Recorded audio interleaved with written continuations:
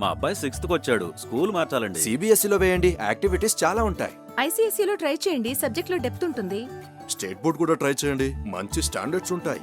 ఇవన్నీ కలిపి ఒకే స్కూల్లో లేవా? కంగారు పడకండి. రెసిడెన్స్ స్కూల్స్ తో మంచి చదువుతో పాటు all round development, right age లో రైట్ ఫౌండేషన్ తో రెసిడెన్స్ స్కూల్స్ ఇప్పుడు హైదరాబాద్ అంతటా. This is Srivarma. ఈ రోజు మనతో పాటు స్టూడియోలో ఉన్నారు డాక్టర్ తేజస్వి గారు, హోమియోపతి డాక్టర్. నమస్కారం తేజస్వి గారు, ఎలా ఉన్నారు? బాగున్నాను, మీరు? యా, ఐఎమ్ గుడ్ అండి. తేజస్వి గారు, ఇప్పుడు 35-40 తర్వాత మెనోపాజ్ వస్తూ ఉంటుంది. అంటే వాళ్ళకి మంత్ ఇంకా సైకిల్ ఎండ్ అయిపోతుంది అని తెలిసే సూచనలు ఏమన్నా ఉంటాయంటారా? యా అండి, ఖచ్చితంగా ఉంటుంది. నార్మల్గా మెనోపాజ్ అంటే పీరియడ్స్ ఆగిపోవడం. యా. ఇది 45 ఇయర్స్ నుంచి వాళ్ళకి 55 ఇయర్స్ మధ్యలో ఎప్పుడైనా రావచ్చు. అండ్ యావరేజ్ ఇప్పుడు 35కే స్టార్ట్ అయిందిగా. అది పెరి మెనోపాజ్ అంటాం ఆ స్టేజ్. Okay. అంటే నార్మల్ మెనోపాజ్ ఏజ్ వచ్చేసి 45 నుంచి 55 ఇయర్స్ లోపల ఎప్పుడైనా అవ్వచ్చు అనమాట. అండ్ యావరేజ్గా 50-52 ఇయర్స్ వరకు తీసుకుంటూ ఉంటారు. బట్ కొంతమందిలో ఏమవుతుందంటే ఈ పీరియడ్స్ ఆగిపోయే కొంచెం ముందు రోజుల నుంచే వాళ్ళకి సిమ్టమ్స్ అనేది స్టార్ట్ అవుతాయి. వాళ్ళకి పీరియడ్స్ ఆగిపోయేటప్పుడు ఎలా ఉంటాయో అలా ఎర్లీగానే స్టార్ట్ అవుతూ ఉంటుంది. దీన్ని మనం పెరి మెనోపాజల్ స్టేట్ అంటాం. అంటే పీరియడ్స్ 40 ఇయర్స్కి ఆగిపోతాయి అనుకోండి, వాళ్ళకి 35 ఇయర్స్కి సిమ్టమ్స్ స్టార్ట్ అవుతూ ఉంటాయి. యావరేజ్గా మనం 45 ఇయర్స్ తీసుకున్నాం అనుకో, ఆ 45 ఇయర్స్కి 5 to 8 ఇయర్స్ మనకు మినిమం టైం ఉంటుంది ఈ పెరి మెనోపాజల్ స్టేట్లో. ఈ పెరి మెనోపాజ్కి డిఫరెన్స్ ఏంటంటే, మెనోపాజ్ అంటే కంప్లీట్గా పీరియడ్స్ ఆగిపోవడం. ఈ పెరి మెనోపాజ్ అంటే పీరియడ్స్ ఆగిపోయే ముందు వాళ్ళకి కనిపించే లక్షణాలు అనమాట. చాలామందికి ఏముంటాయి, వాళ్ళలో పీరియడ్ ప్రాబ్లమ్స్ ఉంటాయి, బాడీలో మార్పులు వస్తూ ఉంటాయి, ఇంకా వాళ్ళకి మూడ్ స్వింగ్స్ అవ్వనివ్వండి, బాడీలో హెయిర్ కానివ్వండి, ఇంటర్నల్గా హార్ట్ ప్రాబ్లమ్స్ అనేటివి స్టార్ట్ అవుతూ ఉంటాయి. వాళ్ళు ఫస్ట్ పీరియడ్స్ గురించి మాట్లాడదాం. వాళ్ళకి ఎలా ఉంటాయి పీరియడ్స్, మనకి ఎలా తెలుస్తుంది పీరియడ్స్ ఆగిపోతున్నాయి అనేది? మెయిన్గా ఈ పెరి మెనోపాజల్ స్టేట్లో వాళ్ళకి పీరియడ్స్ అనేవి ఇర్రెగ్యులర్గా ఉంటాయి. కొంతమందికి హెవీగా బ్లీడింగ్ అవుతూ ఉంటుంది, కొంతమందికి ఎక్కువ రోజులు బ్లీడింగ్ అవుతూ ఉంటుంది, కొంతమందికి పీరియడ్స్ సరిగ్గా రావు. ఇర్రెగ్యులర్గా 1 డే మాత్రమే 2 డే మాత్రమే బ్లీడింగ్ అవుతూ ఉంటుంది. ఇది పీరియడ్ ఇర్రెగ్యులారిటీస్. దాంతోపాటు వాళ్ళకి పెద్ద పెద్ద క్లాట్స్ పడడము, లేదంటే పీరియడ్కి మధ్యలో బ్లీడింగ్ అవ్వడం, ఇలాంటివన్నీ కనిపిస్తూ ఉంటాయి ఈ పెరి మెనోపాజల్ స్టేట్లో. నెక్స్ట్ ఇంకా వాళ్ళకి బాడీలో మార్పులు. ఆ స్టేజ్లో వాళ్ళకి ఏమవుతుంది, హార్మోన్స్ అనేవి పడిపోతూ ఉంటాయి. మెనోపాజ్ అంటే కంప్లీట్గా హార్మోన్స్ అనేటివి స్టాప్ అవ్వడం. ఈ పెరి మెనోపాజ్ స్టేట్లో ఆ హార్మోన్స్ తగ్గిపోయే స్టేజ్ అనమాట. వీళ్ళ హార్మోన్స్ అనేవి తగ్గిపోవడం వల్ల వాళ్ళకి బాడీలో వెయిట్ గెయినింగ్ స్టార్ట్ అవుతుంది. బరువు పెరగడం, హెయిర్ లాస్ అవ్వడం, స్కిన్ మొత్తం డ్రైగా అయిపోవడం అనిపిస్తూ ఉంటుంది. నెక్స్ట్ ఇంకా వీళ్ళలో స్లీప్ ప్రాబ్లమ్స్ స్టార్ట్ అవుతూ ఉంటాయి. నిద్ర సరిగ్గా లేకపోవడం, లేదంటే పడుకున్న కూడా వెంటనే మళ్ళీ లేస్తూ ఉండడం, నైట్ టైమ్స్ ఎక్కువగా యూరిన్ పాస్ చేయాలనిపిస్తూ ఉండడం, ఇలా కనిపిస్తూ ఉంటాయి. ఇంకా వాళ్ళలో బోన్ పెయిన్ స్టార్ట్ అవుతాయి. అంటే ఈస్ట్రోజన్ అనే హార్మోన్ మన కాల్షియంని రెగ్యులేట్ చేస్తుంది. ఈ పెరి మెనోపాజ్ స్టేట్లో హార్మోన్స్ తక్కువైపోవడం వల్ల బోన్స్ పైన కూడా ఎఫెక్ట్ చూపిస్తుంది. ఆ స్టేజ్ వాళ్ళకి బోన్ పెయిన్ స్టార్ట్ అవ్వడం కానీ, ఈజీగా అలసిపోయినట్టు అనిపిస్తూ ఉంటుంది. వాళ్ళకి పని మీద కాన్సన్ట్రేట్ చేయలేకపోతుంటారు, చికాకు అనేది ఎక్కువ అవుతుంది ఆ స్టేజ్లో. ఇవంతా మనం పెరి మెనోపాజ్ స్టేట్లో చూస్తాం. మనం ఈ కండిషన్లో వాళ్ళకి ఏదైనా డిసీజెస్ అయినా స్టార్ట్ అవుతూ ఉంటాయి. అప్పుడే ఫైబ్రాయిడ్స్ కానీ, ఎండోమెట్రైటిస్ కానివ్వండి, అడినోమైసిస్ కానివ్వండి, ఇలాంటివన్నీ మనం ఈ పెరి మెనోపాజ్ స్టేట్లో ఎక్కువగా చూస్తూ ఉంటాం. ఎందుకంటే ఇలా హార్మోన్స్ అనేటివి ఇంబ్యాలెన్స్ అవ్వడం వల్ల వాళ్ళకి ఇతర ప్రాబ్లమ్స్ అనేవి స్టార్ట్ అవుతూ ఉంటాయి. అందుకనే వాళ్ళకి ఇర్రెగ్యులర్ పీరియడ్స్ కానీ, లేదంటే స్కాంటీ పీరియడ్స్ అని, బాడీలో చేంజెస్ రావడం కానీ, కాన్స్టిపేషన్, యూరిన్ ప్రాబ్లమ్స్ అనేవి కంటిన్యూగా మనం చూస్తూ ఉంటాం ఈ స్టేజ్లో. బట్ ఈ పెరి మెనోపాజ్ స్టేట్ అనేది ఒక ఇంపార్టెంట్ స్టేజ్. అంటే మెనోపాజ్కి మనం ఈ పెరి మెనోపాజ్కి మధ్యలో ఒక ఫేస్ ఉంటుంది కదా, ఆ ఫేస్లో మనం కనుక కరెక్ట్ ఏదైనా ప్రాబ్లమ్స్ ఏదైనా ఉన్నట్టయితే ఆ ప్రాబ్లమ్స్కి కరెక్ట్గా మనం ట్రీట్మెంట్ తీసుకుంటే ఆ ట్రాన్సిషన్ అనేది ఈజీగా స్మూత్గా అవుతుంది.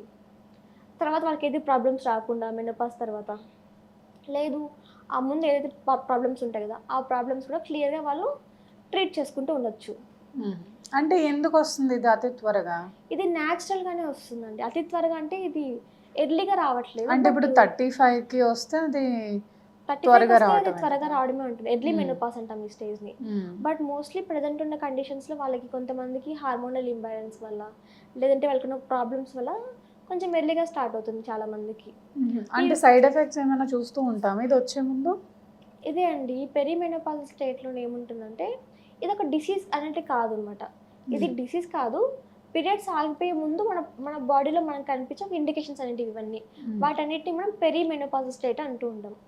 మనం మెయిన్గా ఈ పెరిమెనోపాజ్లో కాన్సన్ట్రేట్ చేయాల్సింది ఏవైతే హార్మోనల్ ఇంబ్యాలెన్స్ ఉంటాయో వాటిని మనం కరెక్ట్గా ట్రీట్ చేసుకుంటూ ఉండాలి. ఓకే. ఎర్లీగా ఎవరైతే సిమ్టమ్స్ ఉంటాయో పీరియడ్ సిమ్టమ్స్ కానివ్వండి, బాడీలో చేంజెస్ కానివ్వండి, స్లీప్ ప్రాబ్లమ్స్ అయినా కూడా, స్కిన్ ప్రాబ్లమ్స్ అయినా కూడా ఇలాంటివన్నిటిని రెగ్యులర్గా ఐడెంటిఫై చేసి ట్రీట్మెంట్ తీసుకుంటే పీరియడ్స్ ఆగిపోయే స్టేజ్ స్మూత్గా అవుతుంది. ఎలాంటి ఇబ్బందులు లేకోకుండా వాళ్ళు పీరియడ్స్ ఆగిపోయిన తర్వాత కూడా హ్యాపీ లైఫ్ని లీడ్ చేయొచ్చు ఎర్లీగా ట్రీట్మెంట్ తీసుకున్నట్టయితే. అంటే బట్ కొన్ని కండిషన్స్లో ట్రీట్మెంట్ అవసరం ఉండదు వాళ్ళకి. ఓకే.